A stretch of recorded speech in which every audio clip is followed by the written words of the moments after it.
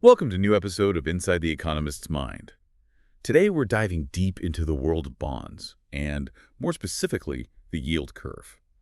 Now, I know that might sound maybe a bit dry, maybe technical, hmm but honestly, understanding this one concept unlocks a surprising amount about how our financial world actually ticks. Absolutely. It's fascinating, because this graph, the yield curve, it sounds technical, but it's really like a vital sign for the whole economy. Right. It influences everything from, say, mortgage rates to big business investment decisions. So, yeah, if you understand it, you definitely gain an edge in reading the economic tea leaves, so to speak. Precisely. And that's really our mission for this deep dive. By the end, you'll have a clear grasp of what bonds are, that crucial inverse relationship between their prices and yields, hmm and really understand why the yield curve is such a closely watched indicator, not just in finance, but for the broader economy too. Yeah, we'll unpack why it matters for figuring out economic health, where interest rates might be going. And we're basing this exploration on some great insights from the Reserve Bank of Australia. That's right. So let's jump right in. Start at the beginning.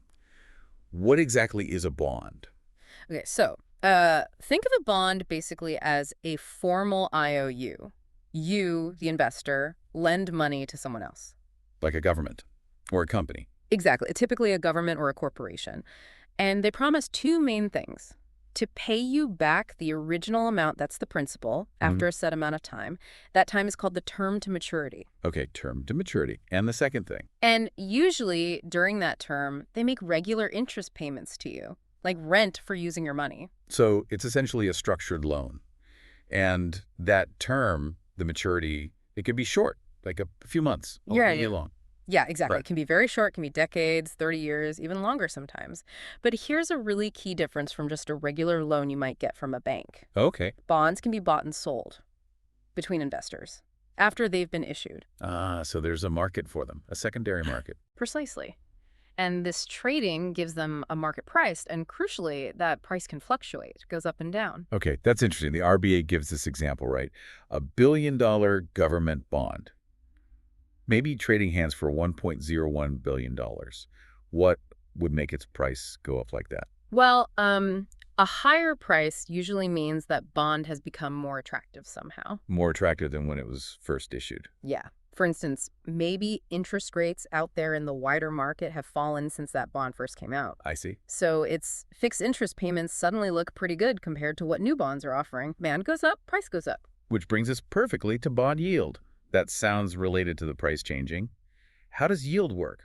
It is very related. The bond yield is basically the total annual return an investor expects to get from that bond over its remaining life. Okay, total return. So it includes the interest payments. Yes, the regular interest payments, but it also factors in the difference between the price the investor paid for the bond and the principal amount they'll get back when it matures. Ah, right. Because you might not pay face value for it in that secondary market. Exactly. It's a way to standardize the return you're getting, regardless of the price you paid or the fixed interest rate.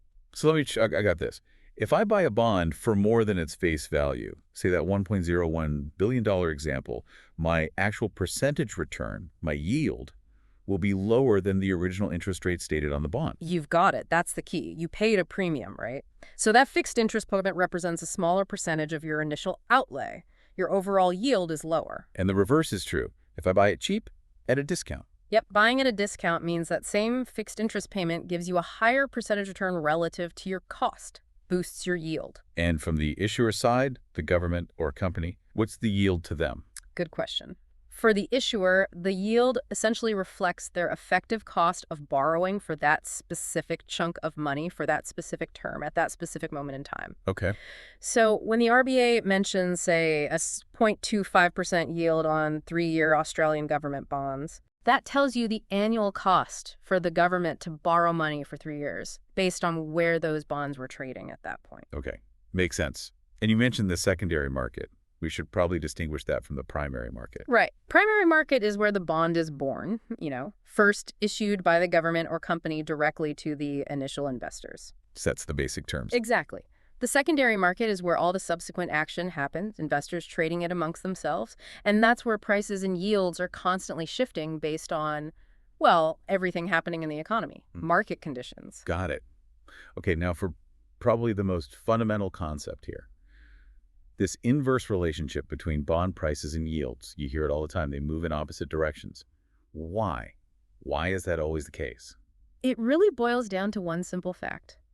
Those interest payments, the coupons, they're fixed. Set in stone when the bond is issued. Exactly. They don't change. But what does change constantly is the general level of interest rates in the market. What investors require as a return for lending their money. That changes based on economic forecasts, central bank actions, all sorts of things. Okay, fixed payment, but changing market rates. So Yeah. if market interest rates fall, those older bonds, the ones that were issued earlier with higher fixed payments, they suddenly look much better. Precisely.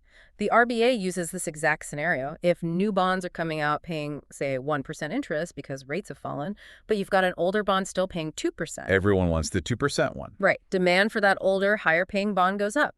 And when demand goes up, The price goes up. the price goes up. But wait, if I'm the one buying it now at that higher price, I'm still only getting that same fixed $2 payment or whatever it is. Yeah. So relative to my higher purchase price, Mm-hmm. my return is lower. That's it. Your yield goes down. You paid more for the same income stream. It's like paying more for a rental property. The rent check is the same, but your percentage return on your investment is lower because you paid a higher purchase price. That's a great analogy. Higher price, lower yield. Okay. The RBA has this little box, bond prices and yields. Yeah. An example. Maybe walking through that would really nail it down. Yeah, let's do that. It makes it very concrete. Okay. So imagine the government issues a 10-year bond. Face value, let's say $100, and it pays 2% interest each year. So that's a $2 coupon payment annually. Simple enough. $100 bond, $2 a year for 10 years. Right. Now, scenario one. At the time it's issued, the general market yield for similar 10-year government debt is also 2%. So everything matches. Everything matches. In this case, the bond will trade right at its face value. Price is $100. Yield is 2%. No surprises. Makes sense. Okay. Now, scenario two. Some time passes. Things change. Let's say investors now only require a 1% yield for holding a 10-year government bond. Maybe they expect the economy to slow or the central bank to cut rates. Okay, market expectation drops to 1%. But our bond, it's still chugging along, paying out that fixed $2 every year. Which looks really good compared to the 1% investors are now demanding elsewhere. Exactly. It's paying double what the market currently requires for that level of risk and duration. So investors will bid up the price of our bond.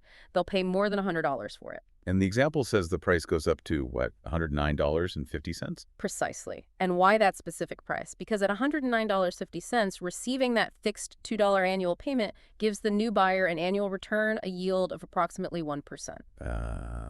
So the price adjusted upwards until the yield for the new buyer matched the new prevailing market yield of 1%. You nailed it. Price went up, yield came down. That's the inverse relationship in action, driven by the fixed coupon and the changing market yield expectations. Got it. Crystal clear now. Price is up, yields down, vice versa.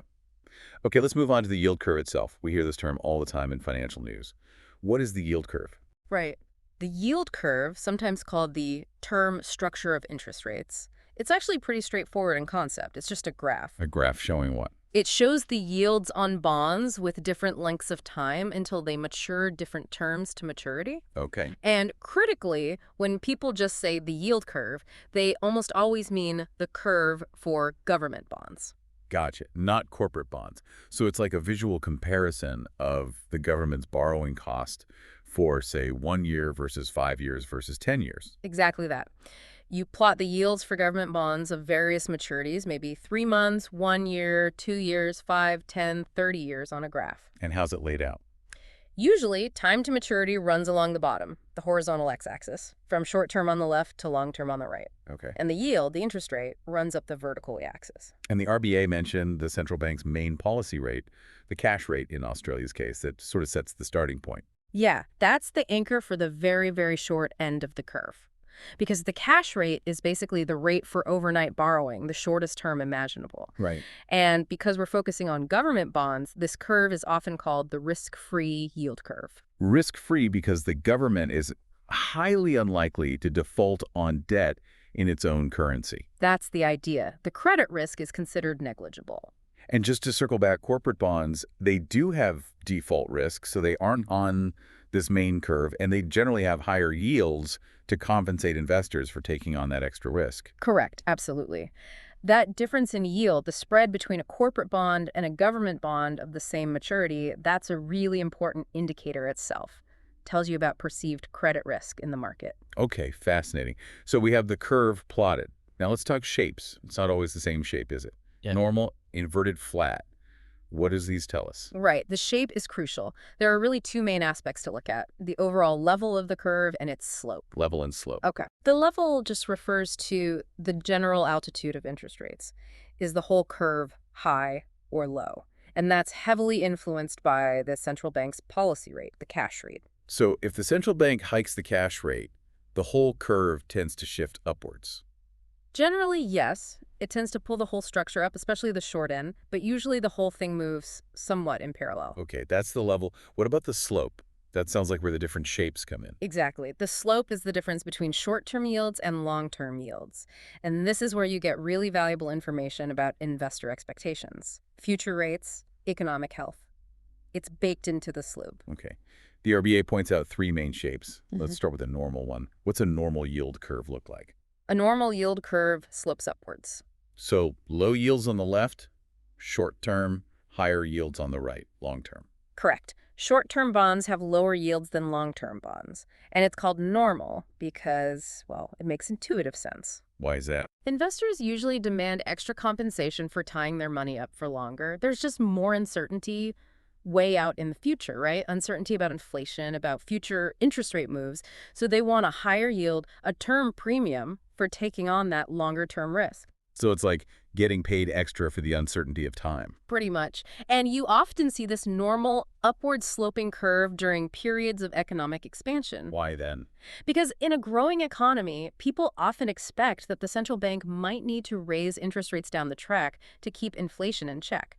So expectations of future higher short-term rates get built into today's long-term rates. Ah, okay. Normal curve, upward slope, often seen in good economic times. Yeah. Got it. Now, what about the opposite, an inverted yield curve? That sounds less normal, It is less common, and it definitely gets attention. An inverted curve slopes downward. meaning short-term yields are higher than long-term yields. Exactly. The front end of the curve is higher than the back end. Why would that happen? It seems counterintuitive to get paid less for lending longer. It does. It usually suggests that investors expect policy interest rates to be lower in the future than they are today. And why would they expect lower rates down the line? Well, the typical reason is that the market anticipates an economic slowdown, maybe even a recession. Ah, because if a recession hits, Central banks usually cut interest rates to try and stimulate the economy. So if investors think rate cuts are coming, they expect future short-term rates to be lower. That expectation pushes down today's long-term yields relative to current short-term yields. I see. So historically, this inverted curve has sometimes been seen as a warning sign. Especially in the U.S., the RBA notes. Yes, particularly in the U.S., an inverted yield curve has often preceded economic contractions. It's not a perfect predictor, there's debate about timing and reliability, but it's definitely a signal that market participants are becoming pessimistic about future growth. Okay, so downward slope, short rates higher than long rates, potential warning sign of weaker times ahead. Yeah. What about the third shape? Flat. A flat yield curve is pretty much what it sounds like. Short-term yields and long-term yields are very similar. The line on the graph is almost horizontal. What does that suggest? The RBA suggests it can be a transitional phase. Maybe the curve is moving from normal to inverted, or vice versa. Kind of in between. Yeah. Or you might see it when overall interest rates are already very low. Or sometimes it can be a result of specific central bank policies, what they call unconventional policies. Generally, it suggests uncertainty or a lack of strong conviction in the market about where things are headed next. Okay. The RBA's pictures of these shapes really help visualize it. Normal up, inverted down, flat. Well, flat. Now we know what it is, what the shapes mean. But why is it important? Why should listeners care about this curve? Oh, it's hugely important for several reasons. Firstly, it's a key part of how monetary policy actually works, how it gets transmitted through the economy. How so? Well, the central bank controls the very short end, the cash rate. Changes there ripple out along the curve. And the yields along that curve directly influence borrowing costs for almost everyone. For households taking out mortgages? Absolutely. Especially fixed-rate mortgages. The rate you get offered for a 3-year or 5-year fixed mortgage is going to be closely linked to the government bond yield for that same maturity. Same for businesses borrowing to invest, or even the government itself when it borrows. So the central bank moves the short end, but the whole curve affects the actual cost of money for different lengths of time. Exactly. It impacts decisions about spending, investment, saving. everything. Direct impact on borrowing costs. Yeah. That's one big reason. What else? Second, as we've kind of touched on with the shapes, the slope is seen as a really valuable leading indicator Leading indicator of what? of market expectations. Financial markets are always trying to look ahead, right? The yield curve bundles up the collective wisdom or maybe bets of all those investors about where things are going. Future interest rates, future economic growth, future inflation. So that inverted curve isn't just a statistical quirk. It's the market shouting, hey, we think trouble might be brewing. In a way, yes. It's a powerful signal, even if it's not always perfectly accurate. It tells you about sentiment and expectations. Okay, monetary policy transmission. Leading indicator of expectations. Yeah. Is there a third reason? Yep. Bank profitability. How does the yield curve affect how much money banks make? Well, the traditional banking model, simplified, is borrowing short and lending long. Taking in deposits, which are usually short-term, Right, paying short-term interest rates on deposits or other funding. and lending out money as longer-term loans, like mortgages. Exactly, charging longer-term interest rates. Yeah. So if you have a normal upward-sloping yield curve, Where long-term rates are higher than short-term rates. that gap, that spread between their borrowing cost and their lending income is wider, which is generally good for their profit margins. Makes sense. Borrow low, lend high. But the Yeah. RBA adds a little caveat for Australia here, doesn't it? It does. It notes that this effect might be less pronounced in Australia compared to, say, the U.S. Why is that? Because in Australia, a very large chunk of mortgages are variable rate, not fixed. So they reset frequently based on short-term rates, like the cash rate. Pretty much. So the direct link between the slope of the yield curve and Australian bank profits might not be as strong as in places like the U.S., where long-term fixed-rate mortgages are much more common.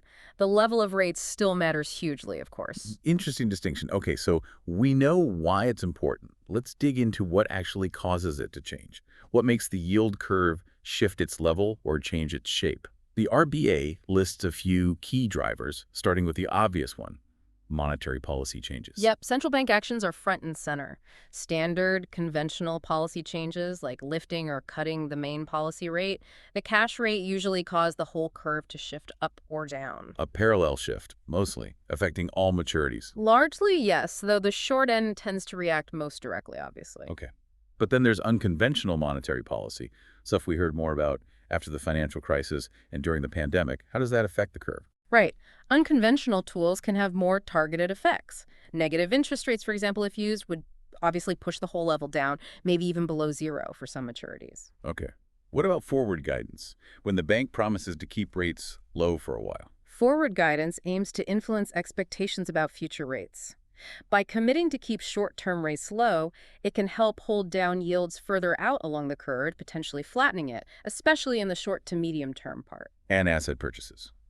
Quantitative easing, or QE, when the central bank buys bonds. QE directly impacts supply and demand.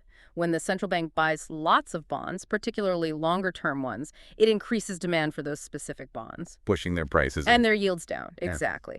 So large-scale asset purchases can specifically target and lower longer-term yields, which tends to flatten the curve by squashing that term premium we talked about. Sometimes central banks even target a specific yield level for a certain maturity. So central banks have quite a few levers, conventional and unconventional, to influence the yield curve's level and shape. What's another major factor? Changes in how investors perceive risk.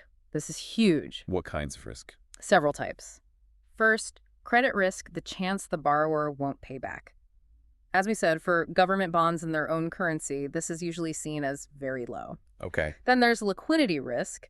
Can I sell this bond easily and quickly without losing money on the price? Is the market deep enough? Right. Less liquid bonds usually need to offer a higher yield to compensate for that risk. Government bond markets are typically very liquid, though.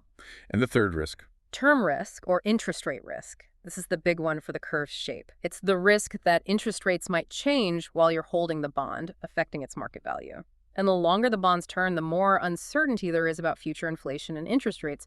So investors demand that extra yield, the term premium. So if suddenly everyone gets more worried about future inflation, they might demand a bigger term premium, pushing up long-term yields relative to short-term ones, steepening the curve. Precisely.